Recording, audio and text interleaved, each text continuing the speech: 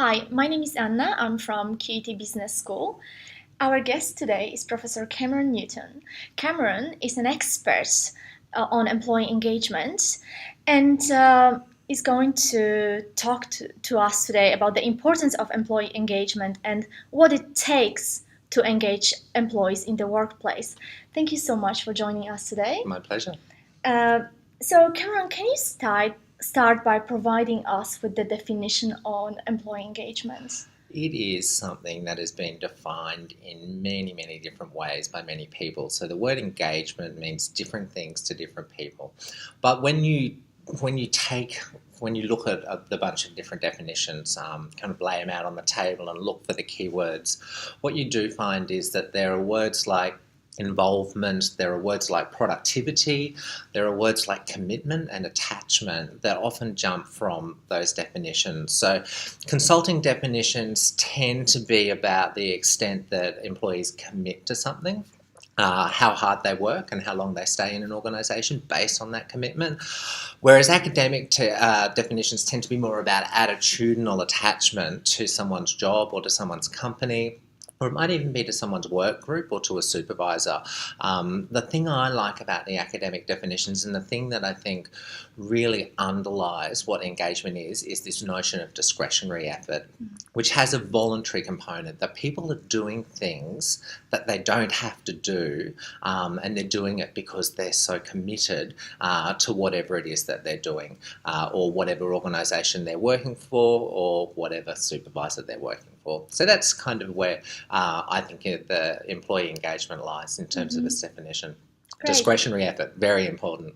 Yeah, thank you. Thank you for that insightful definition.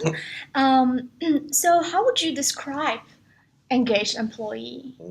You can pick them. You can really see them because they're often, I know they don't walk around with an aura, but you can tell who they are because they're people that are happy to be there.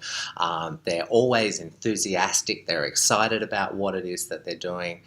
They tend to be people who have their head down a lot, so they get into this state of flow. So they resist distractions and they get into this state of flow so that they can really get stuck into and live and breathe the work or the job that they're doing. There are also people, though, that think about work outside of work. So, standing in the shower, walking the dog, changing the baby's nappy, and they're thinking about what challenges or how they might approach a particular challenge from the workplace. So they're great for that purpose. And then the other reason I say that you can kind of see them and you can tell who they are because they're often emotionally contagious. So they encourage others to perform better, and they help others in performing better. And they clearly identify with the activity or whatever it is that they're doing. So there's a magical element to them that makes them really effective in a workplace. And so, Cameron, what is the importance of employee engagement? It's important for a number of reasons. First and foremost, and one of the reasons that so much research and so many consultants and organisations are interested in engagement is because of productivity. They want to increase productivity, profitability, performance, so that the organisation can be more successful. Now, that doesn't have to be necessarily a profit argument. It might be that it's the provision of services in some way, but whatever the organisation's objective is, the ultimate goal is, by having engaged people and engaged employees, we want to achieve those objectives in a better way. So employees who are engaged with their job or their employer are more motivated. This really is one of the bottom lines. They're more motivated, they're more focused, and they work more efficiently with the success of the organisation in mind. So that really has some implications for leadership, which we can talk about a bit later.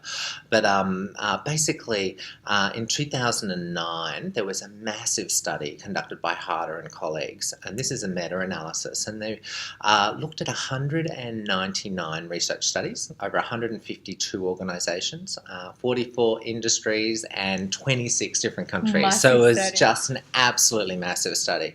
And what they did was they They looked at the bottom 25% in terms of engagement and the top 25% in terms of engagement. And what they found was that there were significant differences between business units in terms of their rankings of performance between the top 25% and the bottom 25%.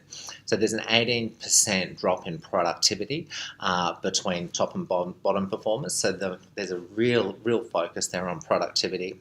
60% drop in quality between low engagement and high engagement employees.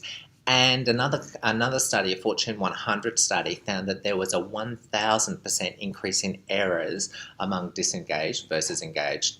So you can see why it's so important, because we don't want errors, we don't want poor quality, we want performance, and we want to achieve our organisational objectives in a more efficient way. So yeah, that's why engagement is so important. It is very clear that we really want engaged employees in the workplace. So how would you describe disengaged employees? Who are they?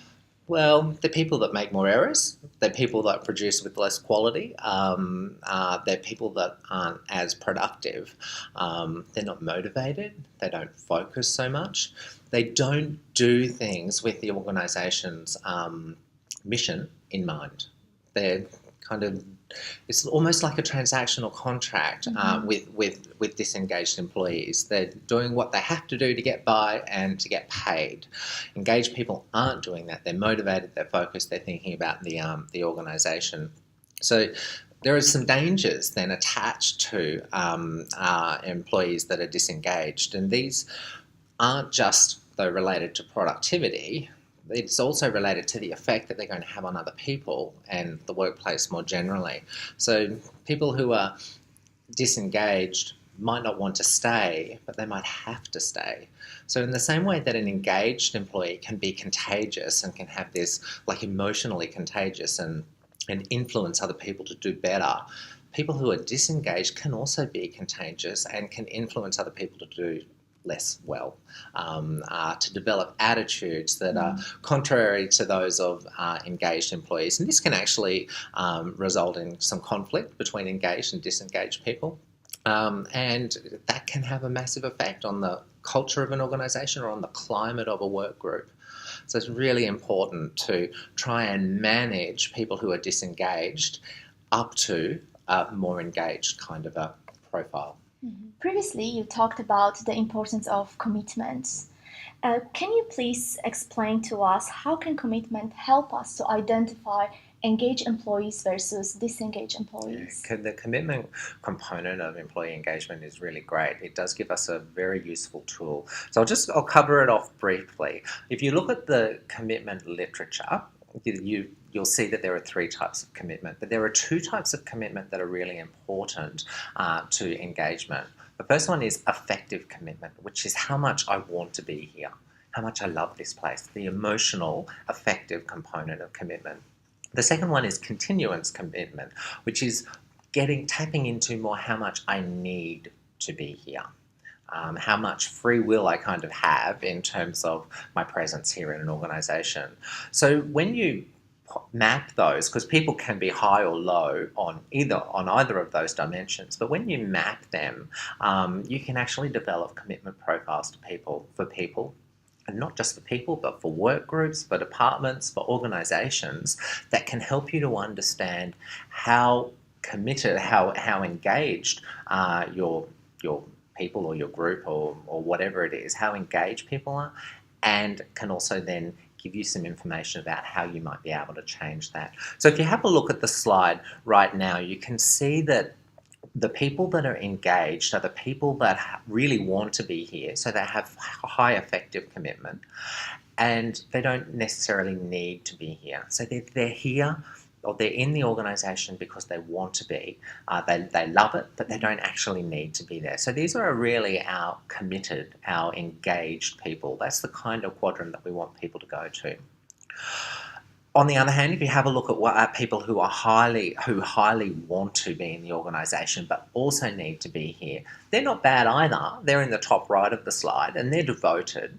However, they are still trapped. There's still a little bit of a feeling of entrapment there in some way. So still the people in the top two quadrants are the great ones. They're the engaged ones, or they're working towards the organisation more. Having a look at the bottom quadrants though, and these are the people that don't want to be in the organisation, and they either need to be in the organisation or don't need to be in the organisation. Whichever way, they don't want to be there. Their effective commitment is low, so their engagement is then likely low. So by getting a picture of where people are sitting, and it's very easy to conduct a survey to collect that information and then break it down by work group. But by getting a picture of that, then you can have a look at, okay, where are we now in terms of our engagement profile? And are we engaged or are we disengaged as an organisation overall or as a work group? And where do we want to be? And therefore that can inform the strategies that you would use to get there. So commitment really does provide us with some very tangible diagnostic information and also some information that can lead to very specific types of interventions. It is clear that it is that affective commitment that is one of the most important ones. Yeah. When it comes to engaged employees. Absolutely. Yeah. If you love what you're doing or if you love your organisation, you are going to, almost without question, engage in some kind of discretionary effort to promote that organisation outside of work, to help people to achieve better, to work towards the organisation's objectives. No question. That's right. And also having that emotional attachment to the organisation as well. Yeah. So what type of conditions can drive individual engagement, especially that emotional component of engagement? Yeah, because that emotional component is so important.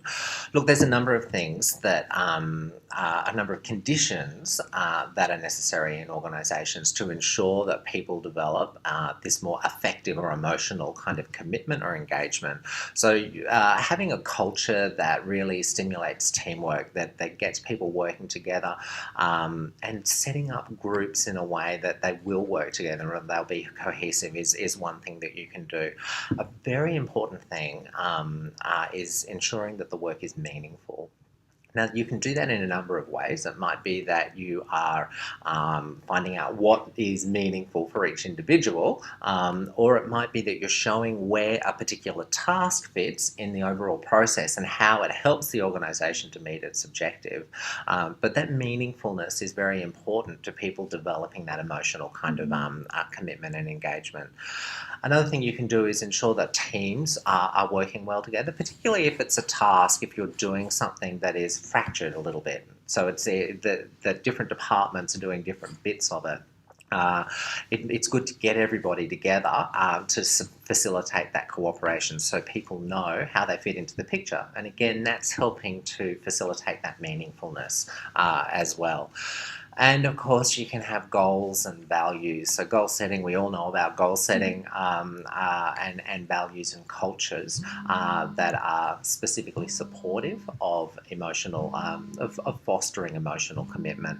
And the last thing I would say is for leaders to ensure that they are supportive, that they are transformational, that they have vision and they will take people along for the ride and engender their interest and be supportive of their autonomy and their ideas so that they can feel like they own the job more and they can feel like that they're contributing and they're valued by the organisation. They're the kinds of things that will really help people to fall in love with their job or to fall in love with their organisation.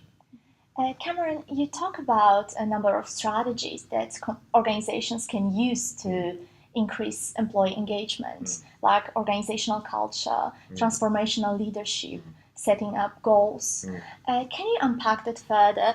Can you perhaps specify what are the concrete practices that companies can implement to increase employee engagement? Yeah, sure. Look, there are a top few things that HR practitioners, that executives in organisations can spearhead and can do to facilitate greater engagement in an organisation. The first one would be find out what your culture is. Like, you've got to diagnose it. And a lot of organisations shy away from doing that. But that's one definite concrete thing you need to do, because if you don't know where you are now, you don't know where you necessarily how to get where you want to be. So you need to find out where you are. Does your culture support engagement? So if you have a good communication culture, is there a culture of trust? Is there flexibility? Is there a culture around doing one's best at work? Do we value innovation? Those are the kinds of things that you need to get some scores on to find out where we are in becoming a nice and cultured organisation that supports engagement. So that'd be the first thing that I would do.